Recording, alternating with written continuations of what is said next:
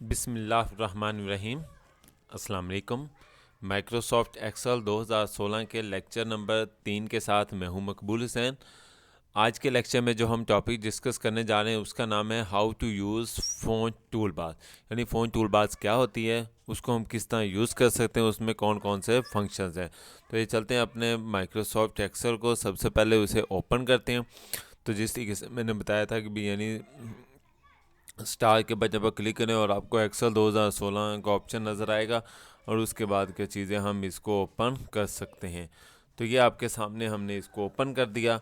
अब हमारा जो टॉपिक था आज का यानी फ़ोन था, तो यानी ये फ़ोन जैसे ही हम फाइल को स्क्रीन को ओपन करते हैं तो फ़ोन का जो मेन्यू बार है वो आपके सामने स्क्रीन पर नज़र आ जाता है। तो यानी ये होम में जाएंगे तो उस पर अगर मिसाल के तौर पर ये फार्मूला है, फार्मूला में आपको वो फ़ोन का ऑप्शन नज़र नहीं आता, ना डाटा पर, ना लेआउट पर, ना इंसर्ट पर। आपको क्या चीज़ें होम का जो मेन्यू है उसके अंदर एक ऑप्शन है फ़ोन, उस पर क्या चीज़ें यहाँ पर फ़ोन का ऑप्शन नज़र आएगा और इसको हम आज के लेक्चर में डिस्कस करेंगे। तो फ़ॉन्ट को इस फंक्शन को यूज़ करने से पहले हम यहाँ पर कुछ लिख लेते हैं। मिसाल के तौर पर यहाँ पर मैं कुछ गिनती लिखता हूँ और इसके अलावा यहाँ पर क्या चीज़ें मैं अपना नाम लिख देता हूँ ताकि उस पर हम काम कर सकें। तो ये चीज़ें मकबूल मैंने लिख दिया, यहाँ पर गिनती 1 2 3 लिख दी। अब इसके अलावा मैं क्या चीज़ें यहाँ पर भी कुछ लिख देता हूँ ताकि मुख्तलिफ़ जगह पर हम उसको आसानी से यूज़ कर सकें। तो ये देखिए मैंने यहाँ पर हुसैन लिखा है। अब हम जी फ़ॉन्ट पर आते हैं तो यहाँ पर सबसे ऊपर वाली बार जो आपको नज़र आ रही है जिसमें कैलिबरी लिखा हुआ था, ये क्या चीज़ है, ये फ़ॉन्ट का स्टाइल है। तो फ़ॉन्ट का स्टाइल अगर हमने, यानी स्टाइल का मतलब है यानी जो भी हम राइटिंग लिखते हैं वो मुख्तलिफ़ स्टाइल में होती है। हम इस मेन्यू पर क्लिक करेंगे तो ये डिफरेंट किस्म के जो सैकड़ों प्लस जो फ़ॉन्ट है आपके सामने स्क्रीन पर नज़र आ रहे हैं। तो इसको हम यूज़ करने से पहले अब ये देखो, जब जिसको भी हमने फ़ॉन्ट का स्टाइल तब्दील करना हो तो उसके लिए हमें पहले उसको सिलेक्ट करना पड़ता है। मैं जैसे जिस अब ये देखो इस आइकॉन पर क्लिक करूँगा तो ये पूरा का पूरा क्या चीज़ है, ये सिलेक्ट हो गया। उसके बाद हम यहाँ पर इसको क्लिक करते हैं तो ये देखें जिस जिस बार पर हम आते चले जाएंगे वो देखो जी वो हमारे सामने स्क्रीन पर चेंज होता चला जा रहा है। ये देखिए मैं एरिया ब्लैक पर क्लिक करूँगा तो एरिया ब्लैक हो जाएगा और अगर बेल MIT पर क्लिक करूँगा तो वो उसका ऑप्शन आ गया। इसके अलावा क्या चीज़ें बेटे में मुख्तलिफ जो हैं आपके सामने स्क्रीन पर नज़र आ रही हैं।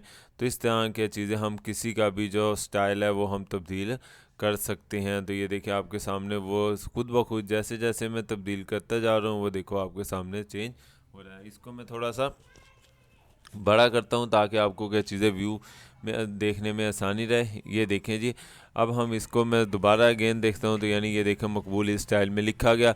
तो ये अगर हम कोई और स्टाइल देखना चाहें तो ये देखें जी इस स्टाइल में हम क्या चीज़ें मकबूल को लिख सकते हैं। इसके अलावा ये कैलिब्रे स्टाइल है, ये भी कैलिब्रे स्टाइल।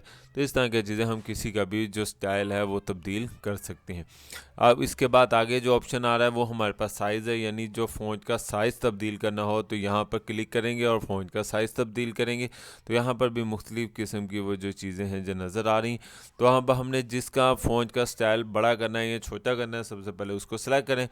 मिसाल के तौर पर हम हुसैन पर क्लिक करते हैं और उसके बाद इसका स्टाइल, यानी जिस तरीके से मैंने कहा था अगर हम इसको छोटा 8 पर लेके जाएंगे तो वो 8 लिखा जाए छोटा हो जाएगा। और अगर ये देखें मैं जैसे ही यानी हुसैन को यानी 48 पर करता हूँ तो या 38 पर या 28 पर, तो ये देखें जी फ़ॉन्ट का स्टाइल जो है वो 28 के हिसाब से क्या चीज़ है वो बड़ा हो गया। तो इस तरह क्या चीज़ें हम उसका साइज़ भी तब्दील कर सकते हैं।